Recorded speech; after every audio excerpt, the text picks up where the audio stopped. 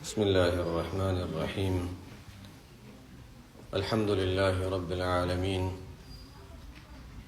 والعاقبة للمتقين، والصلاة والسلام على سيدنا ونبينا ومولانا محمد وعلى آله وصحبه أجمعين، أما بعد.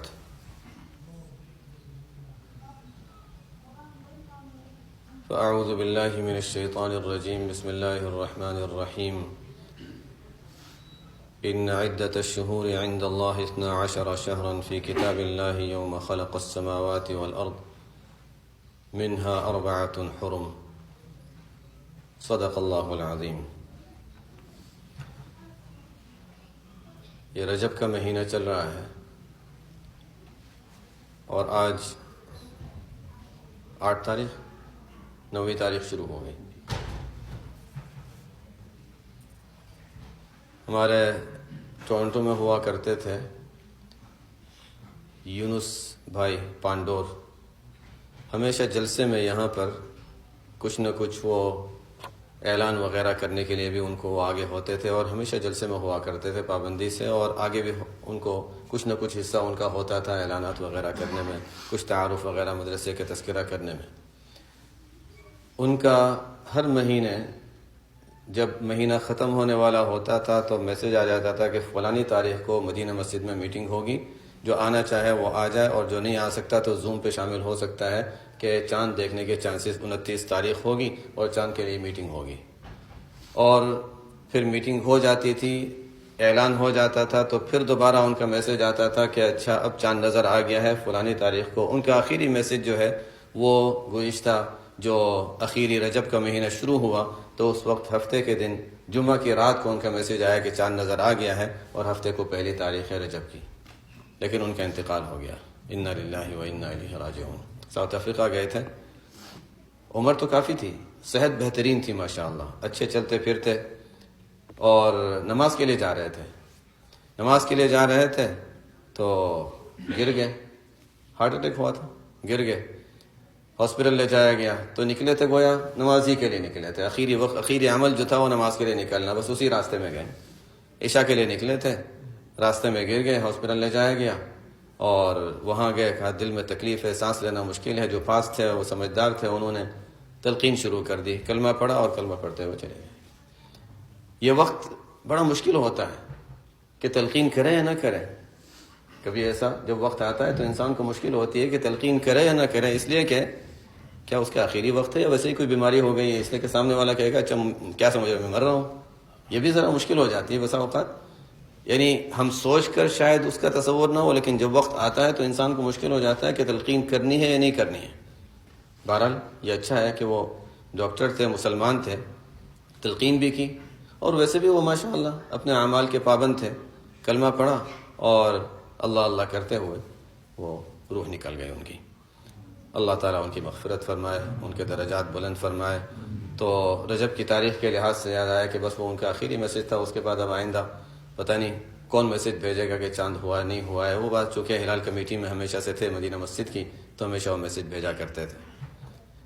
یہ رجب کا مہینہ تاریخی لحاظ سے دیکھیں، شروع دور میں چلے جائیں جاہلیت میں، تو جاہلیت کے دور میں بھی اس مہینے کو بہت زیادہ عظمت والا مہینہ سمجھا جاتا تھا. باقی مہینوں میں پھر بھی ذرا گڑبڑ کر لیتے تھے. جنگ کرنی ہے، اس لیے کہ جنگ کرنا منع ہوتا تھا ان کے لحاظ سے. یہ مہینے جو ہیں 4 مہینے، ان میں جنگ کرنا منع ہوتا تھا. یہ ذوالقعدہ ہے، ذوالحجہ ہے اور محرم ہے، اور پھر رجب ہے. تو باقی مہینوں میں وہ اگر جنگ کرنی ہے تو مہینے کو بدل لیتے تھے، آگے پیچھے پڑھ کر لیتے تھے، گڑبڑ کر لیتے. رجب میں وہ بڑے مضبوط تھے، رجب کا احترام زیادہ ہی تھا ان کے یہاں. لیکن پھر خیر جب اسلام آیا تو اسلام میں بھی یہ حکم باقی رہا کہ یہ 4 مہینے حرمت والے ہیں اور ان میں بھی جنگ کرنا اسلام میں بھی منع ہے. اسی کو قرآن کریم میں اللہ تعالیٰ نے فرمایا ان عدت الشہور عند اللہ 12 شہرا فی کتاب اللہ یوم خلق السماوات والارض.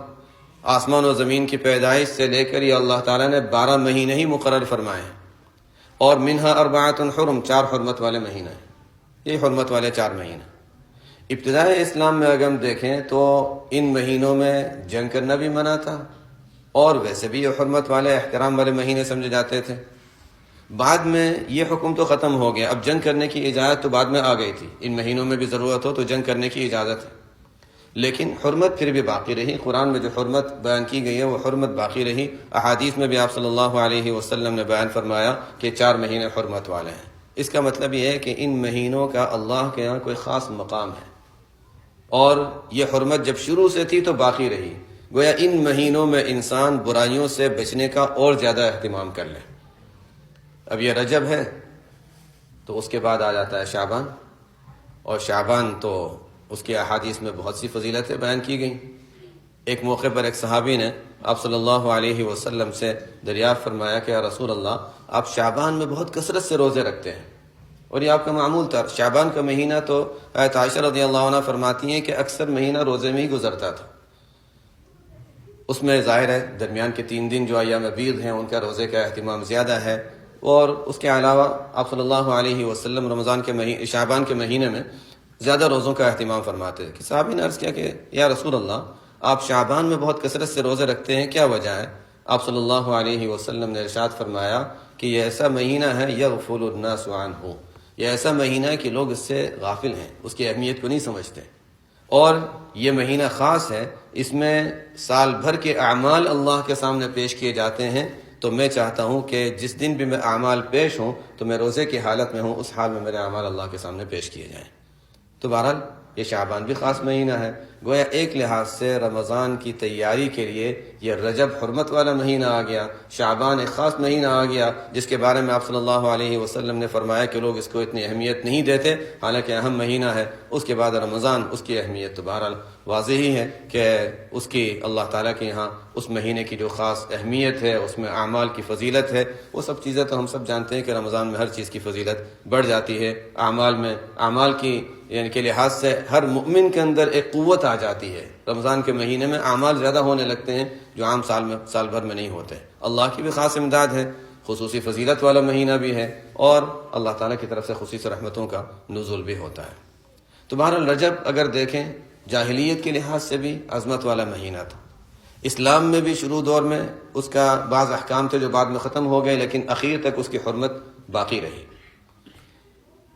اور اس کے علاوہ اس کی کوئی خاص فضیلت رجب کے مہینے کی کوئی معتبر روایت میں نہیں ملتی۔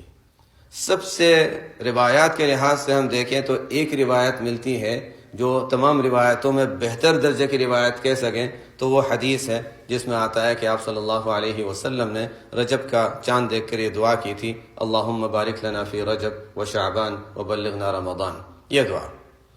اور یہ بھی حدیث اتنی ضعیف ہے کہ بعضوں نے فرمایا کہ اس حدیث کی وجہ سے اس دعا کو مستحب بھی نہیں کہہ سکتے، لیکن بہت سے حضرات مستحب ہونے کے قائل ہیں۔ یہ تو ایک اپنا ذوق ہوتا ہے محدثین کا کہ کوئی حدیث کس درجے کی ضعیف ہوگی تو ہم اس پر عمل کریں، کس درجے کی ہوگی تو نہیں کریں۔ ہر ایک کا ذوق ظاہر ہے، محدثین کا ذوق مختلف رہا ہے۔ ہمارے شیخ الحدیث مولانا زکریا رحمۃ اللہ علیہ، ان کے یہاں تو حدیث کو قبول کرنے کے سلسلے میں، خاص طور پر فضائل وغیرہ اس طرح کے سلسلے میں، وہ تو بہت ضعیف روایت ہوتی اسے بھی قبول فرما لیتے تھے۔ ان کے یہاں ان کا ذوق یہ تھا، اور یہ ذوق خود اپنا نہیں تھا، قدیم پہلے سے محدثین میں یہ ذوق چلا آ رہا ہے۔ بعضوں کا بڑا سخت ہوتا ہے، نہیں یہ حدیث انتہائی، اس کو چھوڑ دو، بالکل ہی قابل عمل نہیں سمجھتے۔ تو یہ ذوق ہمیشہ رہا ہے۔ میں اس لیے کہہ رہا ہوں کہ اگر کسی جگہ آپ کسی مسجد سے ہیں، وہاں کے لوگ اور وہاں کے امام اگر کہتے ہیں کہ یہ حدیث قابل عمل نہیں ہے تو وہ بھی کوئی غلط نہیں کہہ رہے ہیں، لیکن بہرحال ہمارے اکابر، ہمارے اسلاف کے یہاں اس کا معمول رہا ہے۔ انسان دعا مانگ لے، انسان اللہم بارک لنا فی رجب و شعبان و بلغنا رمضان، کہ اللہ رجب میں شعبان میں برکت دے۔ برکت کیا ہے؟ برکت یہ ہے کہ انسان کو اس کا پورا نفع حاصل ہو جائے۔ جیسے کہتے ہیں مال میں برکت، بے برکتی کب ہوتی ہے کہ مال ویسے چلا گیا پتہ ہی نہیں چلا۔ برکت یہ ہے کہ اچھا، جس کا مطلب یہ ہے کہ اللہ کی طرف سے اس میں کوئی خیر اچھی طرح حاصل ہو جائے اور انسان کو اس کے منافع پورے مل جائے، یہ خیر ہے، یہ برکت ہے۔ تو اس مہینے اور آئندہ مہینے کی برکات مل جانے کا مطلب یہ ہے کہ وقت ہمارا قیمتی بن جائے اللہ کے قرب کے لحاظ سے، اعمال صالحہ کے اعتبار سے۔ اب یہ 2 مہینے اگر برکت والے ہو گئے تو انشاءاللہ رمضان پھر ترقیات ہی کے لیے ہوگا، اس میں پھر مزید انسان کو بہت زیادہ محنت اور کوشش نہیں کرنی پڑے گی۔ تو بہرحال یہ گویا رمضان کی تیاری کے لحاظ سے رجب سے گویا اس کی ابتدا ہو جاتی ہے، اور یہ برکت کی جو دعا کی جو تعلیم دی گئی ہے وہ بھی اسی مناسبت سے ہے۔ امام غزالی رحمۃ اللہ علیہ نے جو ہمیں تعلیم دی ہے اس کا خیال رکھتے ہوئے ہم ابھی سے اس کا اہتمام کر لیں. باقی ویسے ہم بات کریں گے، لیکن یہ جب بات آ گئی کہ امام غزالی رحمۃ اللہ علیہ نے 4 اصول بیان فرمائے ہیں، 4 اصول بیان فرمائے ہیں جو پہلے بھی ان کا تذکرہ ہوتا رہا ہے کہ ان اصولوں کا انسان خیال رکھ لے تو انسان کے لیے اعمال پر جمع رہنا، اعمال کرنا اور اس پر جمع رہنا آسان ہو جاتا ہے. اور اب سے اگر اس کی ترتیب بنا لیں تو انشاءاللہ رمضان کا مہینہ آنے تک ہم اس کے عادی ہو چکے ہوں گے. پہلے سے عادی ہوتے ہیں تو پھر رمضان میں آگے اس کو بڑھانا آسان رہتا ہے. میں اس لحاظ سے رمضان کی بھی بات زیادہ کر رہا ہوں کہ یہ ہماری رمضان سے پہلے آخری مجلس ہے. آئندہ جو مجلس کا ویکینڈ ہوگا اس میں ہمارا جلسہ ہوگا. تو اس لحاظ سے رمضان کے لیے ابھی سے اپنی ترتیب بنائیں کہ ہم کتنے دن فارغ کر سکتے ہیں اپنے آپ کو صرف مسجد میں بٹھانے کے لیے، ہر ایک اپنے لحاظ سے. اور جہاں جہاں ہم جا رہے ہیں وہاں بھی لوگوں کو تیار کریں، اس لیے کہ آپ صلی اللہ علیہ وسلم کی یہ تو سنت ہے کہ رمضان کا مہینہ عبادت کے لیے اپنے آپ کو فارغ کرنا. پورے مہینے کا بھی آپ صلی اللہ علیہ وسلم نے اعتکاف فرمایا، 2 عشروں کا بھی اعتکاف فرمایا اور اخیری عشرے کا بھی اعتکاف فرمایا. اخیری عشرے کا اعتکاف تو جب سے شروع ہوا پھر اس کو چھوڑا ہی نہیں، کبھی چھوٹا تو اس کی قضا فرمائی، اسی وجہ سے اس کو سنت مؤکدہ قرار دیا گیا ہے. لیکن ہر ایک کے لیے نہیں، سنت مؤکدہ علی الکفایہ جس کو کہتے ہیں کہ یعنی بعض لوگ کر لیتے ہیں تو دوسروں کے لیے بھی دوسروں کی طرف سے وہ کفایہ ادا ہو جاتا ہے. لیکن فضیلت کے لحاظ سے بہرحال اس کا اہتمام بہت زیادہ ہے. باوجود یہ کہ آپ صلی اللہ علیہ وسلم کے ذمے اتنے مشاغل، لوگوں کے آمد و رفت، مہمانوں کا آنا اور لوگوں کی تعلیم اور لوگوں کے پاس جا کر دین سکھانا، اسفار، جو کچھ بھی سلسلے ہوا کرتے تھے، لیکن یہ مہینہ عبادت کے لیے اور اخیری 10 دن تو صرف اعتکاف کے لیے اپنے آپ کو مسجد میں بٹھا دیا. تو اس لیے ایک تو یہ کہ رمضان کی ترتیب اپنے لیے اور جس علاقے میں ہم جہاں ہیں وہاں بھی لوگوں سے جو اس طرح کی بات کر سکتے ہوں وہ آگے بات بڑھائیں تاکہ یہ رمضان کے لیے لوگ تیار ہوں اور اپنے آپ کو رمضان کے لیے اس طرح فارغ کر لیں کہ عبادت کا اہتمام بڑھ جائے.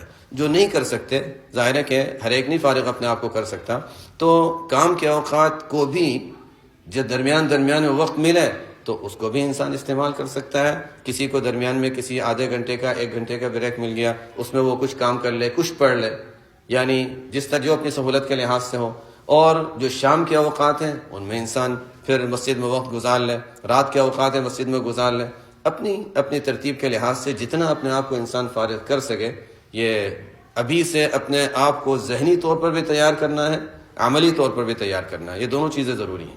ذہنی طور پر اچانک انسان سوچتا نہیں اچھا ٹھیک ہے ابھی تو رہ گیا، آئندہ دیکھیں گے، آئندہ پتہ نہیں آئے نہ آئے. تو جیسے اچانک کسی کے جانے کی خبر آتی ہے، آج ہی بتایا حافظ صاحب نے کہ ہمارے وہاں ڈابھل کے قریب ایک رہتے تھے اور مسجد مدرسے کے ایک ذمہ داروں میں تھے باڈولی میں، تقریباً 40 کچھ عمر ہوگی، بالکل صحیح سالم صحت، بالکل بہترین. اچانک انتقال ہو گیا، ہارٹ اٹیک ہوا اور انتقال ہو گیا.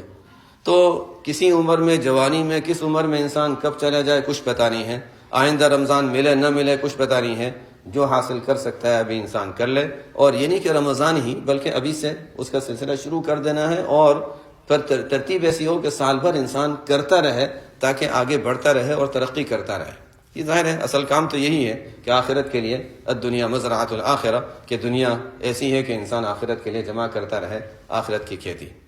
بہرحال اب رجب کے لحاظ سے دیکھیں، بات تو اصل رجب کی چل رہی تھی، اس کے ساتھ ساتھ یہ بات بھی آ گئی. رجب کا مہینہ جیسے میں نے بتایا کہ اس کے بارے میں اور کوئی ایسی فضیلت منقول نہیں ہے، نہ اس کی کوئی خاص تاریخ میں، نہ اس کے کوئی خاص تاریخوں کے روزے عبادت کا اہتمام، کوئی چیز نہیں ہے.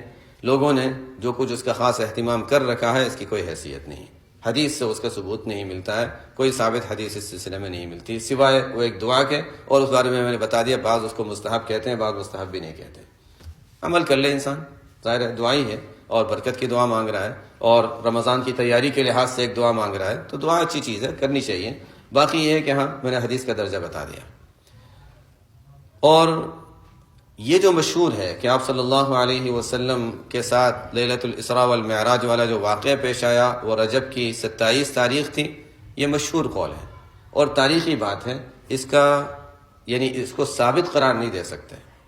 اور یہ بھی عجیب بات ہے کہ اتنا اہم واقعہ اگر دیکھا جائے، واقعہ معراج جو ظاہر ایک اہم واقعہ سمجھا جاتا ہے، اور آپ صلی اللہ علیہ وسلم کی زندگی میں ایک اہم، بہت معجزات میں ایک اہم معجزہ سمجھا جاتا ہے، لیکن اتنا اہم واقعہ ہونے کے باوجود اس کا نہ سال محفوظ ہے، نہ مہینہ محفوظ ہے کہ مہینہ کسی کو پتہ ہو یقینی طور پر، بلکہ غالب و گمان کے اعتبار سے وہ مشکل ہے کہ اس کی تاریخی بات ہے، تو نہ سال کا پتہ ہے، نہ مہینے کا پتہ ہے، نہ دن کا پتہ ہے، نہ تاریخ کا پتہ ہے۔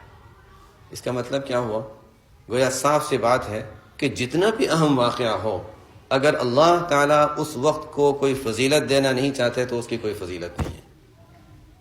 اللہ تعالیٰ اگر اس کو فضیلت دینا چاہتے تو اس کا وقت متعین ہوتا، اس کی کوئی فضیلت ہوتی، ثابت ہوتی، کوئی فضیلت نہیں ہے، حالانکہ اتنا اہم واقعہ ہے۔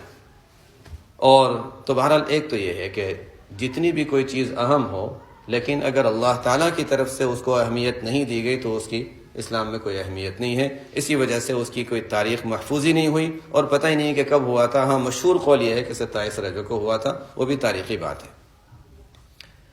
اب یہ اہم واقعہ کہ آپ صلی اللہ علیہ وسلم کے ساتھ جو واقعہ پیش آیا، لوگ چاند پہ جا کر تو بہت زیادہ غرور محسوس کرتے ہیں کہ ہم چاند پر پہنچ گئے، اتنا بڑا کام کر لیا، اور لوگ بھی یہ کہتے ہیں اچھا دیکھو دنیا چاند پر پہنچ گئی ہے۔ گویا سب سے بڑی جو پہنچ ہے انسان کی وہ چاند پر پہنچنا ہے، اور حضور اقدس صلی اللہ علیہ وسلم، چاند تو خیر اشاروں کے تابع تھا، آپ صلی اللہ علیہ وسلم چاند تو بہت نیچے ہے، کہاں سے کہاں تشریف لے گئے، پہلا آسمان، دوسرا آسمان، تیسرا، چوتھا، ساتواں آسمان، پھر جنت کی زیارت، دوزخ کا، وہاں عذاب والوں کو دیکھا، نعمت والوں کو دیکھا، کیا کیا باغات دیکھے، کن کن انبیاء سے ملاقاتیں ہوئیں، اور پھر ایسی جگہ کہ جبرائیل علیہ السلام فرماتے ہیں آگے میں نہیں جا سکتا، جہاں جبرائیل علیہ السلام نہیں پہنچے وہاں آپ صلی اللہ علیہ وسلم گئے۔ کچھ باتیں ثابت ہیں، کچھ باتیں تاریخی ہیں، بہرحال یہ سب باتیں، اور پھر آپ صلی اللہ علیہ وسلم تشریف لاتے ہیں اور نماز کی اقامت ہوتی ہے۔ اب بعض محدثین نے فرمایا کہ یہ فجر کی نماز تھی، چونکہ رات میں تشریف لے گئے تھے، واپسی میں مسجد اقصیٰ تشریف لائے، اور وہاں پر آپ صلی اللہ علیہ وسلم پہنچے۔ تمام انبیاء کو وہاں جمع کیا گیا، ان کی ارواح کو وہاں جمع کیا گیا، جس حال میں بھی جمع کیا گیا تھا، انبیاء علیہ السلام کو وہاں جمع کیا گیا۔ اب کون آگے بڑھے گا نماز پڑھانے کے لیے؟ آپ صلی اللہ علیہ وسلم نے تو یہ نہیں سوچا تھا کہ مجھے آگے کیا جائے گا، خود فرماتے ہیں کہ آپ صلی اللہ علیہ وسلم کا خیال یہ نہیں تھا کہ مجھے آگے کیا جائے گا، اور یہی ایک شان ہے، یہی ایک شان ہے جس کو قرآن نے کہا وَمَا كُنْتَ تَرْجُو أَن يُلْقَى إِلَيْكَ الْكِتَابِ۔ آپ صلی اللہ علیہ وسلم کے بارے میں خود قرآن کہتا ہے کہ آپ کو تو کوئی امید نہیں تھی کہ یہ قرآن آپ کو ملنے والا ہے، اللہ تعالیٰ دیتے اس کو ہے جس کو کوئی امید نہ ہو۔ اور آپ صلی اللہ علیہ وسلم فرماتے ہیں کہ یہ منصب، یہ دنیا کے مناصب، جب اسلام کی نظر میں اگر کسی کو امامت کا درجہ دیا جاتا ہے، کسی کو خلافت کا درجہ دیا جاتا تھا، آپ صلی اللہ علیہ وسلم کے دور میں کسی کو کوئی گورنر بنایا جاتا تھا، آپ نے فرمایا کہ جو مانگے گا اس کو نہیں ملے گا۔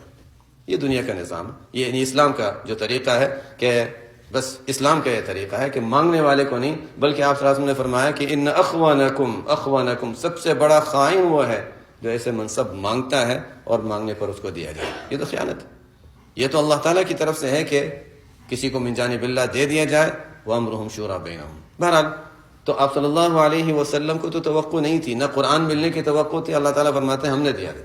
وَمَا كُنْتَ تَرْجُو أَن يُلْقَىٰ إِلَيْكَ الْكِتَابُ إِلَّا رَحْمَةً مِّن رَّبِّكَ۔ وہاں پر بھی آپ صلی اللہ علیہ وسلم کے ذہن میں نہیں تھا کہ آپ کو آگے کیا جائے گا، آگے کیا گیا آپ صلی اللہ علیہ وسلم کو۔ شاید ابراہیم علیہ السلام کو آگے کیا جائے کہ سید الانبیاء، ان کا تو خاص مقام ہے، اور شاید فلانے کو آگے کیا جائے، نہیں، آپ صلی اللہ علیہ وسلم کو آگے کیا گیا۔ جبرائیل علیہ السلام نے آپ صلی اللہ علیہ وسلم کو آگے کیا۔ تمام اعزازات جو ملے، لیکن اس کے پیچھے کیا تھا؟ ان مع العسر یسرا۔ عجیب بات ہے، اللہ تعالیٰ کا یہ بھی نظام عجیب ہے۔ ہم فتوحات چاہتے ہیں بغیر محنت کے، لیکن اللہ تعالیٰ کے خاص بندوں کے حالات دیکھیں، مشکلات کے بعد راحتیں آتی ہیں، اور قرآن نے بتا دیا ان مع العسر یسرا۔ جو محنت اور مجاہدہ کرتا ہے والذین جاہدوا فینا لنہدینہم سبلنا، بیٹھے بیٹھے نہیں ملتا، یہ تو ایک اصول ہے، ان مع العسر یسرا۔ صحابہ کرام رضی اللہ عنہم نے عرض کیا ہے رسول اللہ، یہ مشکلات ہیں، تکالیف ہیں، ہر طرف سے دشمنیاں، مخالفتیں، کبھی ہمیں راحت بھی ملے گی؟ آیت نازل ہوئی الف لام میم احسب الناس ان یترکوا ان یقولوا آمنا وهم لا یفتنون کیا لوگوں کا خیال یہ ہے کہ بس ویسے ہی آمنا کہنا کافی ہو جائے گا، امتحان اور آزمائش نہیں آئے گی؟ ایسا نہیں ہونے والا، یہ تو ہمیشہ سے اللہ کا طریقہ رہا۔ وَلَقَدْ فَتَنَّا الَّذِينَ مِن قَبْلِهِمْ، پہلے کے لوگوں کو بھی آزمایا گیا۔ تو اللہ تعالیٰ دیکھ کر دنیا میں امتحان کے ذریعے سے آزما کر پھر دیکھے گا کہ کون صبر کرتا ہے، دین پر جمتا ہے، اور کون پیچھے ہٹ جاتا ہے۔ اور مؤمنین منافقین کو اللہ تعالیٰ الگ الگ اس طریقے سے ظاہر فرما دیتے ہیں۔ تو بہرحال یہ تو اللہ کا نظام ہے۔ اب یہ واقعہ معراج سے پہلے کیا پیش آیا تھا؟ طائف کا واقعہ، اور ہم سب جانتے ہیں کہ طائف کے واقعے میں کیا کچھ ہوا تھا۔ یہ تو اہل سیر نے، جنہوں نے دیکھنے والوں کا حال بتایا کہ دیکھنے والوں نے یہ دیکھا کہ آپ صلی اللہ علیہ وسلم جب جوتے اتار رہے تھے تو خون کی وجہ سے جوتے اتر نہیں رہے تھے، اتنا خون تھا۔ وہ جوتے تو اس لیے جوتے اتارنے کا وقت آیا تو نظر آئے، باقی ظاہر ہے کہ مارنے والوں نے صرف پیر پر تو نہیں مارا تھا، باقی جسم پہ کیا کچھ ہوا ہوگا۔ تو جسم زخمی اور پیر اتنا کہ خون سے لہولوان ہو گئے، اور جوتے اتارنا چاہے تو جوتے نہیں اتر رہے۔ یہ اور طائف والوں سے یہ کہا تھا جب آپ صلی اللہ علیہ وسلم نے بات کی کہ امید میں آئے تھے کہ اچھا چلو مکہ والے نہیں مانتے، شاید طائف والے مان جائیں، یہاں سے کچھ کام شروع ہو جائے، اور اپنے طور سے بھی نہیں کر رہے، اللہ کے حکم سے ہو رہا ہے۔ ایک شخص یہ سوچے کہ اللہ آپ کا یہ حکم تھا، آپ کے ہی کام کے لیے میں جا رہا ہوں اور آپ کی امداد نہیں ہو رہی، ہماری سوچ۔ لیکن انبیاء والی سوچ یہ نہیں ہے۔ نہیں، موسیٰ علیہ السلام کو حکم ملا، جائیے فرعون کے پاس۔ جا رہے ہیں تو دروازے نہیں کھل رہے، مطلب یہ کہ آگے کے راستے نہیں کھل رہے، کوئی جانے نہیں دے رہا۔ اب اللہ کا حکم ہے، اللہ تعالیٰ نے فرمایا کہ ہماری مدد تمہارے ساتھ ہے، لیکن جانا ہی مشکل ہے۔ جا رہے ہیں تو مخالفتیں ہونے لگیں، لیکن پتہ تھا کہ آخری غلبہ تو اہل حق کو ہونے والا ہے، لیکن مشکلات سے گزرنے کے بعد آخر بنی اسرائیل، فرعون وغیرہ، وہ بنی اسرائیل کو غلبہ ملا، اور موسیٰ علیہ السلام کو غلبہ ملا، فرعون وغیرہ تباہ ہوئے، لیکن کتنا طویل عرصہ مصر میں گزارا اور فرعون ہی کی ماتحتی میں گزارا، کسی حد تک ان کے ظلم وغیرہ برداشت کیے، تب جا کر پھر اللہ تعالیٰ کی طرف سے فتح کا راستہ کھلا اور وہ سمندر میں غرق ہونے کا واقعہ پیش آیا۔ تو ایسا نہیں ہے کہ اللہ کی طرف سے اگر کسی کے لیے فتح کا وعدہ ہے تو بس بیٹھے بیٹھے مل جائے گی، محنت اور مجاہدہ تو ہوتا ہے، مشقتوں سے تو گزرنا پڑتا ہے۔ آپ صلی اللہ علیہ وسلم فرماتے ہیں کہ جب کوئی بندہ اپنے اعمال کے ذریعے سے، اللہ تعالیٰ کسی کے لیے کوئی درجہ مقرر فرما دیتے ہیں، اپنے اعمال کے ذریعے سے وہ اس درجے تک نہیں پہنچ سکتا تو اللہ تعالیٰ اس کو آزمائشوں اور تکلیفوں میں مبتلا کر دیتے ہیں۔ ان تکلیفوں کے ذریعے سے اس کا درجہ بلند ہوتا رہتا ہے، یہاں تک کہ اس درجے تک پہنچ جاتا ہے جہاں اللہ اس کو پہنچانا چاہتے ہیں۔ اسی لیے ہمارے مشائخ فرماتے ہیں کہ دیکھو، اللہ تعالیٰ نے جو درجہ لکھا ہے وہاں تو پہنچنا ہے، اور اس کے لیے محنت اور مشقت شرط ہے، بیٹھے بیٹھے نہیں مل جاتا، محنت مشقت شرط ہے، مشقت سے تو گزرنا ہے۔ اب یا تو اپنے اختیار سے کچھ مشقتیں اپنے ذمے لے لو، کچھ معمولات مقرر کر لو جو کہ تھوڑی سی مشقت ہے، آگے جا کر راحت ہی راحت ہے۔ کچھ معمولات مقرر کر لو، کچھ نوافل مقرر کر لو، کچھ تسبیحات کر لو، کچھ مجاہدہ کر لو۔ اگر وہ نہیں کیا تو پھر اضطراری مجاہدات، تکلیفیں، پریشانیاں، اس سے تو گزر نہیں پڑے گا۔ دو میں سے کوئی ایک مشقت تو پیش آنے والی ہے، اگر اختیاری طور پر نہیں کیا تو اضطراری طور پر مشقت پیش آئے گی۔ یہ اللہ تعالیٰ کا نظام ہے۔ اور آپ صلی اللہ علیہ وسلم کی سیرت میں دیکھیں کہ اللہ تعالیٰ نے آپ صلی اللہ علیہ وسلم کو جو مقام بلند عطا فرمایا، اس کے پیچھے کیا کیا مجاہدات ہیں ہم اس کا تصور نہیں کر سکتے۔ لیکن ایک سرسری نظر ڈالیں، چونکہ ہم جب سیرت پڑھتے ہیں تو ہم اس لحاظ سے پڑھتے ہیں کہ اس دور کی بات ہے۔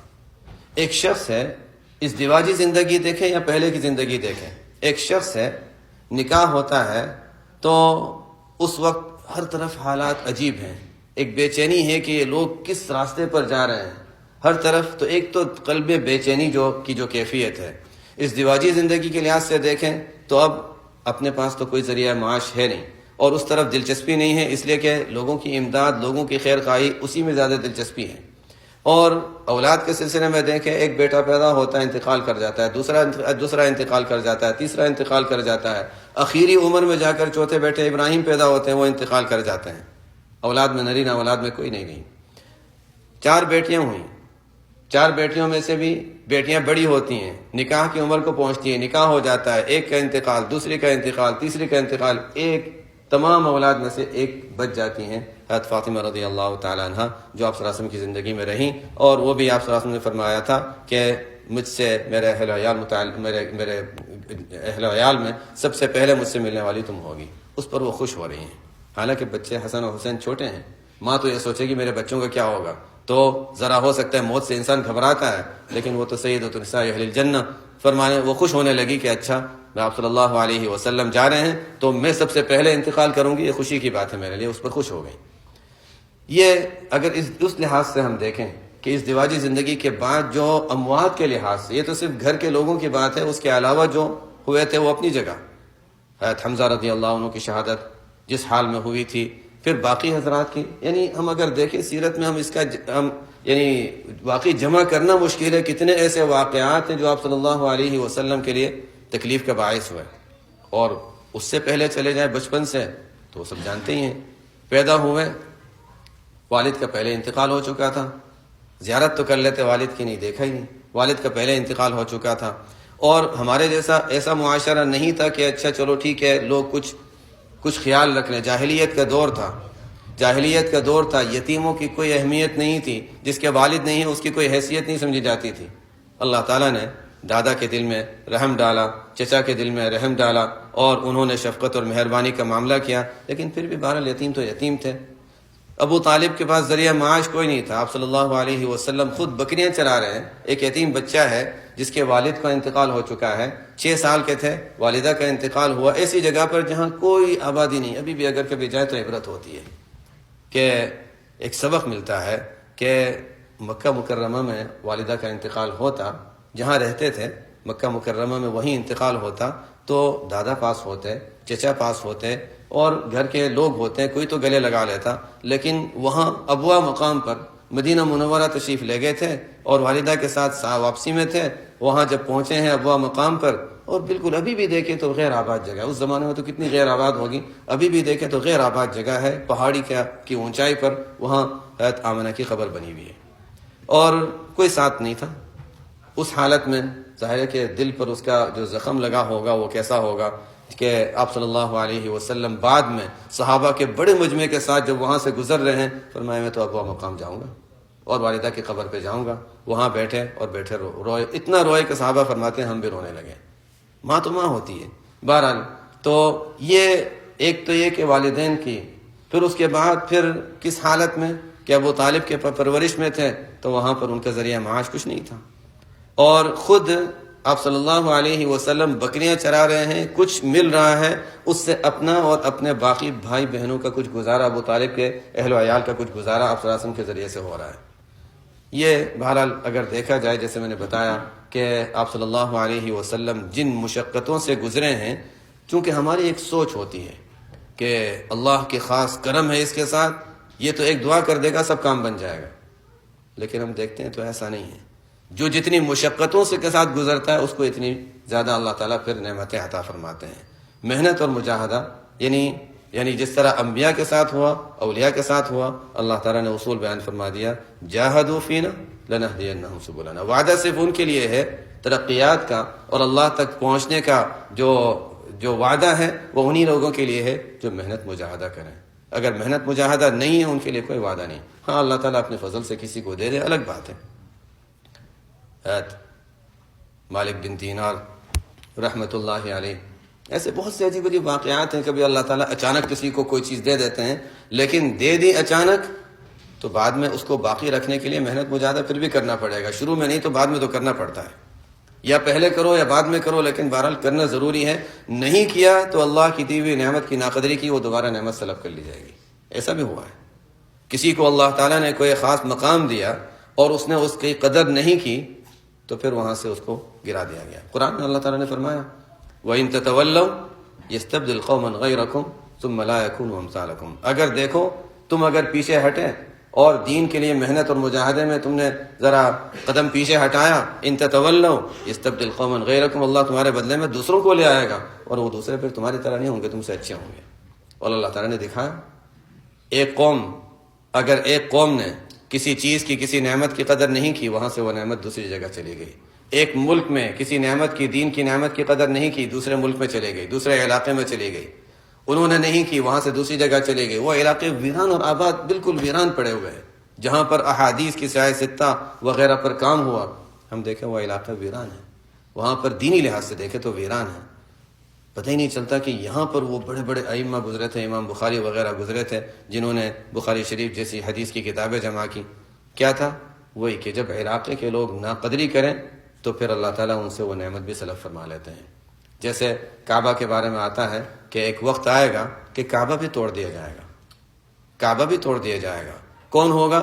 حبشہ سے آئے گا. آپ صلی اللہ علیہ وسلم نے فرمایا گویا میں اس کو دیکھ رہا ہوں، وہ شخص گویا میں دیکھ رہا ہوں. اللہ تعالیٰ نے سب دکھا دیا تھا. گویا میں دیکھ رہا ہوں حبشہ کا ایک شخص ہوگا، اس کی پنڈلیاں پتلی ہوں گی، اور وہ آئے گا ایک ایک پتھر کر کے گرائے گا، اور اندر وہاں خزانہ دفن کیا ہوا ہے، اس خزانے کو وہ نکالے گا.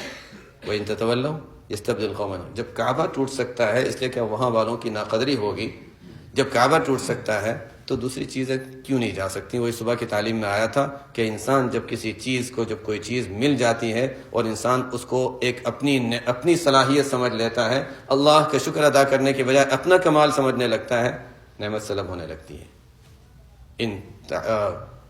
اگر شکر ادا کیا تو اللہ تعالیٰ لَإِن شَكَرْتُمْ لَأَزِيدَنَّكُمْ، لیکن اگر ناشکری کی تو إِنَّ عَذَابِي لَشَدِيدٌ. صرف یہ نہیں کہ نعمت سلب ہوگی، پکڑ بھی سخت آتی ہے.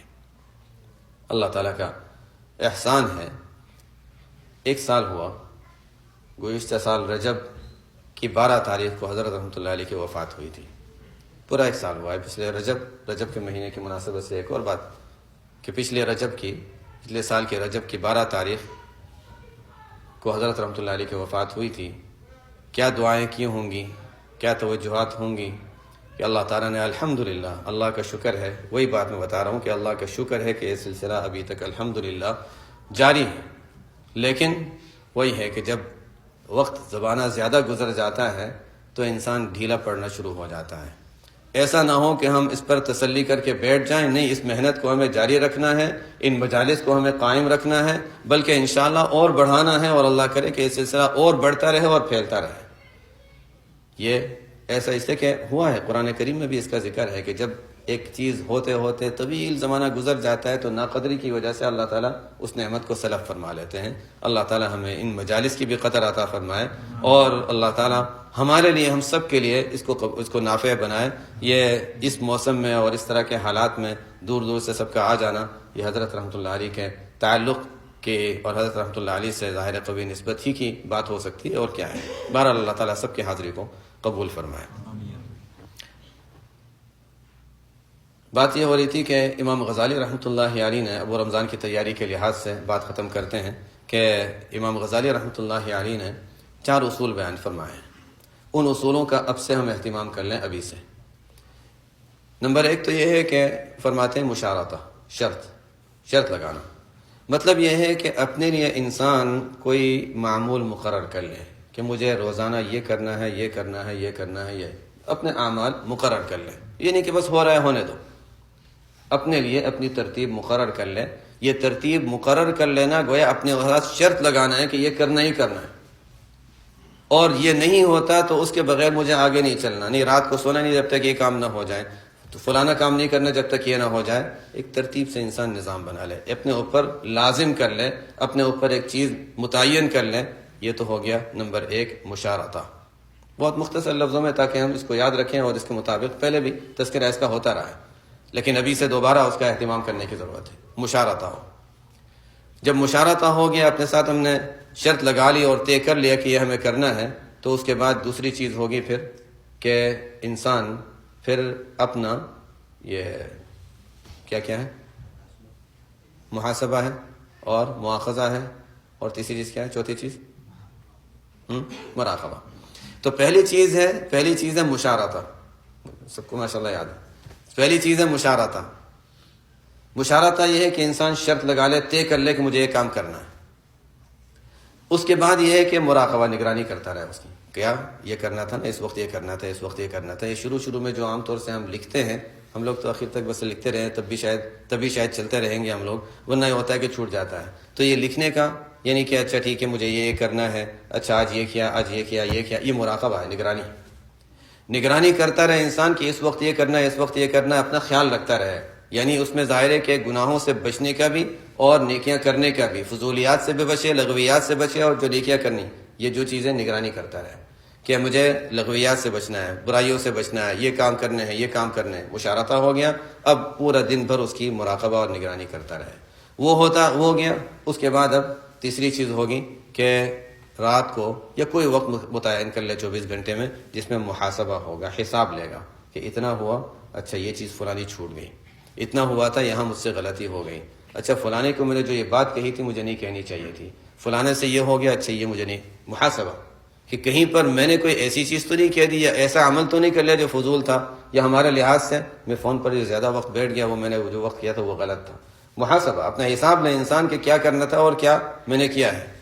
اب جب یہ ہو گیا تو بہت سی مرتبہ ہم یقین پہ جا کے رک جاتے ہیں، لیکن اس کا مطلب ہے اس کا پھر کوئی نتیجہ نہیں، پہلے دن کر لیا، دوسرے دن پھر کر لیا، چند دنوں کے بعد سوچتے ہیں اچھا چلو ٹھیک ہے، پھر بھی ہو تو نہیں رہا، چلو چھوڑ، اس لیے کہ چوتھی چیز پہ نہیں آتے۔ اور چوتھی چیز ہے اپنا مواخذہ کرنا، اپنے آپ کو کوئی نہ کوئی اس کے لیے سزا مقرر کرنا۔ اچھا فلانا کام کیا تھا، اس کا مطلب ہے کہ مجھے اتنا وقت زیادہ مل جاتا ہے، میں آدھا گھنٹے تک اچھا فلانی چیز کرتا رہا، فضولیات میں لگا رہا، یا فلانا میرا یہ مجھ سے یہ غلطی ہو گئی، اچھا ٹھیک ہے 2 رکعت اب نفل میں پڑھ لیتا ہوں، یا 4 رکعت نفل پڑھ لیتا ہوں، کچھ نہ کچھ اس کا جرمانہ مقرر کر لے، جو بھی اپنے لحاظ سے مقرر کر لے، کچھ نہ کچھ مقرر کر لے کہ یہ کرنا ہے۔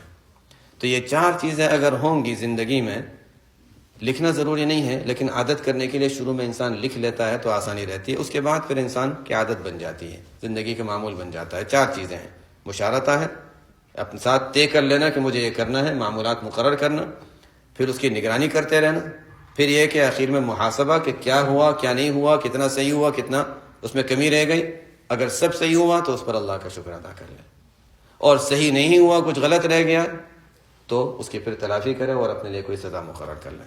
اگر یہ 4 اصول واقعتاً امام غزالی رحمۃ اللہ علیہ امام تھے اس فن کے کہ ان 4 اصولوں پر کوئی عمل کر لے تو واقعی اس کی زندگی بن جائے، کہ آگے پھر ایک ترتیب بننی شروع ہو جاتی ہے۔ اگر ان 4 میں سے ایک چیز بھی چھوڑ دیتا ہے انسان تو وہ ترتیب بنتی نہیں ہے۔ بہرحال یہ کچھ بنیادی چیزیں تھیں۔ رمضان کے لیے اپنے آپ کو ذہنی طور پر تیار رکھنا ہے، عملی طور پر تیار رکھنا ہے۔ تلاوت کا اہتمام ابھی سے بڑھا دینے کی ضرورت ہے کہ تلاوت نہیں ہے تو تلاوت کا اہتمام ہو، ہے تو کچھ اضافہ کر لیں۔ شیخ الحدیث مولانا زکریا رحمۃ اللہ علیہ جو مصروفیات تھیں، جو مہمانوں کی آمد و رفت تھی، وہ تمام کے باوجود روزانہ 10 پارے پڑھنے کا معمول تھا، روزانہ 10 پارے پڑھنے کا معمول تھا۔ ان کے اوقات میں برکت تھی، اس لیے میں کہا کرتا ہوں کہ اچھا ٹھیک ہے ہم پاروں کی تعداد نہ کہ گھنٹوں کی تعداد تو رکھ لیں، وقت کی تعداد تو رکھ لیں، انشاءاللہ اللہ تعالیٰ برکت دیں گے کہ 1 گھنٹے میں پہلے انسان اتنا پڑھتا تھا اب زیادہ پڑھنے لگ گیا۔ اس لیے کہ اگر جیسے پہلے بھی تذکرہ آیا تھا کہ اگر ہم مقدار مقرر کر لیتے ہیں تو ہماری پوری سوچ جو ہوتی ہے وہ کہ کب ختم ہوگا، جلدی ختم ہو جلدی ختم ہو، نہیں ٹھیک ہے اتنی دیر پڑھنا ہے، اللہ کو راضی کرنے کے لیے پڑھنا ہے، اطمینان سے تسلی سے پڑھیں۔ جب ایک مرتبہ ایک رفتار بن گئی، ہمیں اندازہ ہے کہ اتنی دیر میں ہم اتنا پڑھتے ہیں، حفاظ کے لیے خاص طور پہ وہ مقدار بھی مقرر کر سکتے ہیں، اور اس مقدار سے جلدی ختم کرنے کی کوشش نہ کریں۔ پتہ ہے کہ اچھا ٹھیک ہے مثلا 6 پارے مقرر کیے ہیں اور 2 گھنٹے لگتے ہیں تو بس 2 گھنٹے میں ہی پڑھنا، پھر جلدی پڑھنے کی کوشش نہ کریں، ورنہ تجوید کا بھی خیال نہیں رہتا، حروف کی تصحیح کا خیال نہیں رہتا۔ جلدی ختم ہو جائے، انشاءاللہ ایک وقت آئے گا کہ جو چیز 2 گھنٹے میں ہوتی تھی وہ 1 گھنٹے میں ہونے لگے گی، یہ ہوتا ہے، اللہ تعالیٰ کا نظام ہے، لیکن شروع میں اس کی کوشش نہ کرے، لیکن کچھ نہ کچھ ہر ایک اپنے لحاظ سے مقرر کر لیں۔ میں اس لیے بتا رہا ہوں کہ بعضوں کو پڑھنے میں دیر لگتی ہے تو وقت کے لحاظ سے مقرر کر لیں کہ اتنا وقت میں قرآن کے لیے روزانہ رکھ لوں۔ امام احمد ابن حنبل رحمۃ اللہ علیہ، امام احمد ابن حنبل رحمۃ اللہ علیہ نے کے بارے میں مشہور ہے، ان کے حالات میں لکھا ہوا ہے کہ 100 سے زیادہ مرتبہ اللہ تعالیٰ کی زیارت کی۔ اب وہ کس حال میں کی تھی؟ خواب تو خواب ہوتا ہے، 100 سے زیادہ مرتبہ اللہ تعالیٰ کو خواب میں دیکھا۔ اللہ تعالیٰ سے پوچھتے ہیں کہ یا اللہ آپ سے قرب حاصل کرنے کا سب سے زیادہ بہترین راستہ کون سا ہے؟ ہمارے لیے سوال کیا تھا وہ تو، آپ کا قرب حاصل کرنے کے لیے سب سے بہترین راستہ کیا ہے؟ کون سا کلام ہے، کون سی چیز ہے، کون سی تسبیح ہے؟ اللہ تعالیٰ نے فرمایا جو مجھ سے نکلا ہے، میرا کلام، یعنی کلام اللہ قرآن۔ تو امام احمد بن حنبل نے آگے والا سوال کیا، وہ بھی ہمارے کام کا ہے، سمجھ کر یا بغیر سمجھے؟ فرمایا سمجھ کر ہو یا بغیر سمجھے، دونوں صورتوں میں۔ خواب تو خواب ہے، اگر یہ شریعت کے خلاف ہوتا تو ہم نہیں مانتے۔ میں اس لیے کہہ رہا ہوں کہ بعضوں کو اس سے چڑ ہوتی ہے، خوابوں سے چڑ نہیں ہونی چاہیے، خواب ایک تسلی کا ذریعہ، ایک خوشی کا ذریعہ ہوتے ہیں، لیکن چونکہ یہ دوسری شریعت کی احکام کے اور دوسری احادیث کے موافق ہے اس لحاظ سے ہم اس کو قبول کر رہے ہیں، اور ایک بڑی شخصیت کا ہے، لیکن بہرحال احادیث کے موافق ہونے کے لحاظ سے بالکل صحیح ہے۔ کہ تلاوت جو ہے اعلیٰ ترین ذکر ہے، اس میں کوئی شک نہیں. یہ خواب نہ ہوتا تب بھی یہ بات صحیح ہے کہ تلاوت اعلیٰ ترین ذکر ہے اور یہ سب سے زیادہ اللہ سے قرب کا ذریعہ ہے. اور سمجھ کر ہو یا بغیر سمجھے، حدیث میں تو یہ آتا ہے کہ ایک ایک حرف پہ اس کی جو نیکیاں ہیں وہ ایک ایک حرف پہ ملتی ہیں، سمجھ کر پڑھے یا بغیر سمجھے پڑھے. ہمارے مفتی محمود حسن گنگوئی رحمۃ اللہ علیہ سے کسی نے پوچھا تھا کہ آپ کی تلاوت کا کیا معمول رہا؟ وہ ہے کہ تہجد میں تو 7-8 پارے ہو جاتے ہیں، باقی دن میں کثرت سے پڑھتا رہتا ہوں. تو تہجد میں 7-8 پارے دن میں کثرت سے، وہ کثرت کیا ہوگی پھر؟ تہجد میں 7-8 پارے ہو جاتے ہیں، دن میں کثرت سے پڑھتا رہتا ہوں. بہرحال ان حضرات کا اپنا معمول تھا. وہی ہے کہ مشقت ہوگی تو آگے اللہ تعالیٰ کی طرف سے کچھ اس کے لیے کچھ انعامات بھی ہوں گے. ان مع العسر یسرا، مشقت کے ساتھ آگے یسر کے اور فتوحات کے دروازے کھولتے ہیں. جاہدوا فینا لنہدینہم سبلنا، مجاہدہ ہوگا تو آگے اللہ تعالیٰ کے قرب کے اور رحمت کے دروازے کھولیں گے. اور بات تو وقت پورا ہو گیا، لیکن انشاءاللہ ایک اور منٹ کہ یہ جب کوئی چیز پرانی ہو جاتی ہے نا تو انسان ٹھنڈا پڑنا شروع ہو جاتا ہے. ہمارے مظلوم بھائی جو دنیا بھر میں ظلم کا شکار ہیں، ایسا نہ ہو کہ کچھ عرصہ پہلے جب نیا واقعہ تھا تو ہم زیادہ جذبات میں تھے اور اب ہم ٹھنڈے پڑ جائیں. ان کے حق میں دعاؤں کا سلسلہ اسی طرح جاری رکھنا ہے، اس لیے کہ المؤمنون کجسد واحد، کہ مؤمنین تمام کے تمام ایک جسم کی طرح ہیں. ان کو جو تکلیف ہے ہمیں اپنی تکلیف محسوس کرنی چاہیے. بعض لوگ کہتے ہیں ہمیں خبریں نہیں دیکھنی، تکلیف ہوتی ہے. تکلیف ہونا اچھی چیز ہے، تکلیف نہ ہونا ایمان کے خلاف ہے. اگر مسلمانوں کو کسی وجہ سے ظلم ہو رہا ہے اور کسی جگہ وہ پریشانی اور تکلیف میں ہے اور ہمیں وہ تکلیف محسوس نہیں ہوتی تو ہمارے ایمان کی کمزوری ہے. بس یہ یاد دہانی کرانی تھی کہ اس چیز کو ہم کہیں بھول نہ جائیں. واقعہ پرانا ہو رہا ہے اور عام طور پر دنیا کا نظام یہ ہے کہ لوگوں کی توجہ ایک طرف ہوتی ہے، کوئی دوسرا واقعہ لے آتے ہیں تاکہ لوگوں کی توجہ اس طرف چلی جائے اور اس کو لوگ بھولنا شروع ہو جائیں. اس کو بھولنا نہیں ہے، اس کو زندہ رکھنا ہے. اپنے آپ کو یاد دلانا ہے کہ نہیں، وہاں کہیں مسلمان ہیں جو مظلوم ہیں، ان کے حق میں دعا کرنا اور جو راستے امداد کے ہو سکتے ہیں ان راستوں کو باقی رکھنا. جن چیزوں کو بائیک آؤٹ کرنا ہے ان سے الگ ہونا. جو امداد ان تک پہنچ جاتی ہے ان کی امداد کو روکنے کو اپنے ہمارے پیسے ان کی امداد میں نہ لگیں، اس کی کوشش کرنا. یہ ایک مسلمان ہونے کے لحاظ سے ہماری ذمہ داری ہے. بات تو پہلے ہو چکی ہے اس عنوان پہ، لیکن ایسا نہ ہو کہ دیر ہونے کی وجہ سے، وقت پرانا ہونے کی وجہ سے یا چند مہینے گزرنے کی وجہ سے ہم بھولنا شروع ہو جائیں. اس کو اپنے آپ کو یاد دلانا ہے اور اس پر جو عملی چیزیں ہیں اس کو اختیار کرتے رہنا ہے. سبحانک اللہم و بحمدک، اشہد ان لا الہ الا انت، استغفرک و اتوب الیک.